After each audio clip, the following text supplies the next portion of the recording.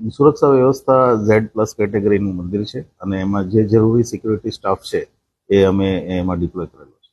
તમામ entry exit point ઉપર regular checking ચાલે જ છે, પણ અમે છેલ્લા 2 દિવસથી ચેકિંગ વધારી દીધું છે.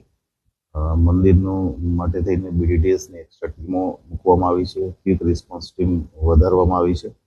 સાથે સાથે રાતનું જે પેટ્રોલિંગ છે એમાં પણ વધારો કરવામાં આવ્યો છે.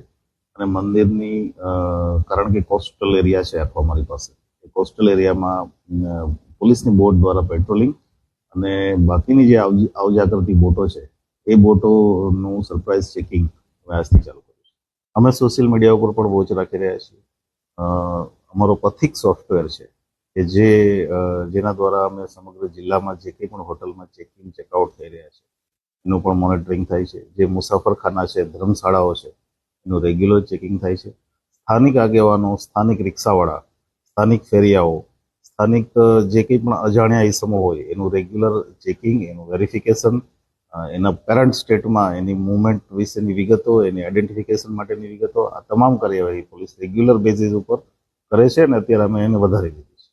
સોમનાથ મંદિર ખાતે કેમ કે પેરીફેરી મોટી છે અને અમે ઓલરેડી હથિયારી પોલીસથી એનું પ્રોટેક્શન કરી રહ્યા છીએ, પણ અમારી પાસે માઉન્ટેડ પોલીસ છે.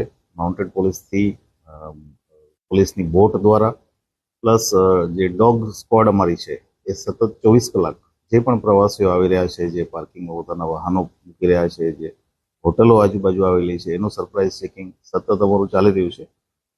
રેલવે સ્ટેશન અને બસ સ્ટેશન ત્યાં પણ અમે સરપ્રાઇઝ ચેકિંગ કરી રહ્યા છીએ.